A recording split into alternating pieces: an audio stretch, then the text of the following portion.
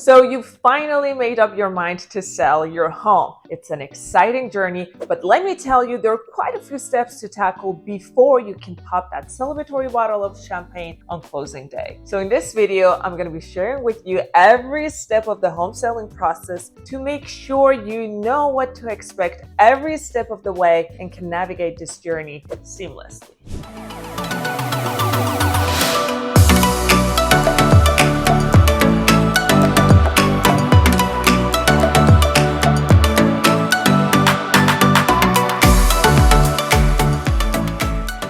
What's up, guys? My name is Shar, Ayeria, your favorite Bay Area realtor, and thank you so much for tuning in. If this is your first time, welcome to our channel. If you do get value from this video, please make sure you hit the subscribe button and hit the notification bell so you don't miss another video. As I mentioned in the introduction, in this video, I'm going to talk about the home selling process and break down each step from listing to closing, helping you navigate the journey seamlessly. Are you guys ready? Yeah?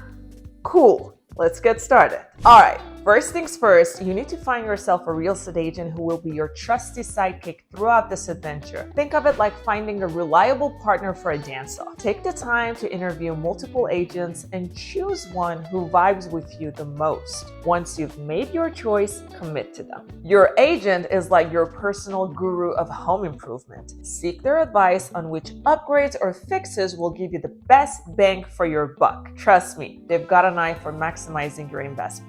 And hey, when you're done sprucing up your place, it's time to show it off. Get those professional photos taken to catch the eye of potential buyers. If your agent hasn't already arranged it, don't be shy to ask. Before your home hits the market, there's a checklist of important items that you need to tick off. We're talking about property disclosures, agency disclosures, listing agreement, you name it. Your agent will help you make sure everything's in order. Now get ready for the curtain to rise and watch the magic happen. When offers start pouring in, it's time to have a heart-to-heart with your agent. How do you want to present it to you? Should it be first come, first serve, or do you prefer a different approach for handling multiple offers? It's your call. And remember, when the offers start rolling, make sure you and your agent are clear on the response time frame. It's like eagerly waiting for a text message from a potential love interest. Now, fast forward, an offer has caught your attention and you've decided to accept it. Yay! The buyer will show their commitment by depositing their earnest money into the listing broker's trust account. It's time for them to put their money where their mouth is. But hold on a second, we're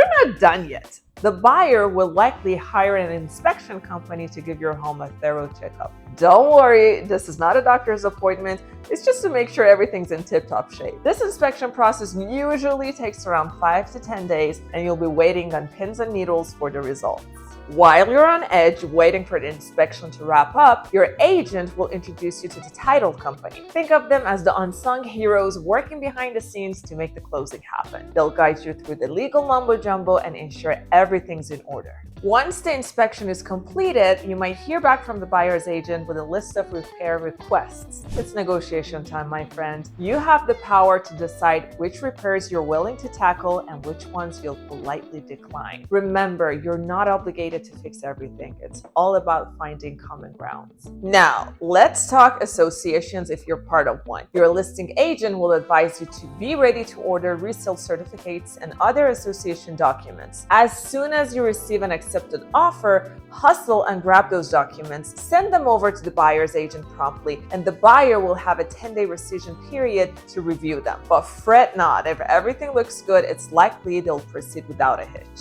After all the back and forth negotiations, your property status will change to pending. It's a sign that things are progressing, my friends. The buyer's lender will step up and order an appraisal to ensure the property's value aligns with the purchase price. If all goes well, it's smooth sailing. But if the appraisal comes back with the lower value, don't panic.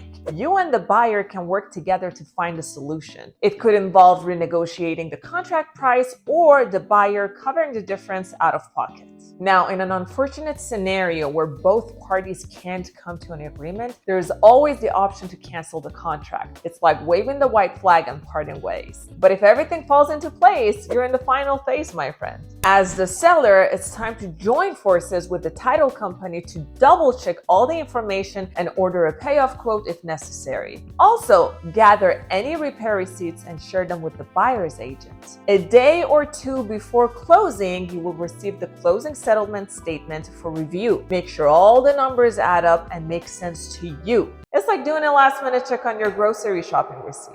Oh yeah, and don't forget to let the utility companies know about the sale. They'll need to update their records and prepare for new homeowners to take the reins. Finally, it's the big day, the closing day. Grab your ID and arrive with a big smile. You'll have to prove your identity before you can sign the closing document.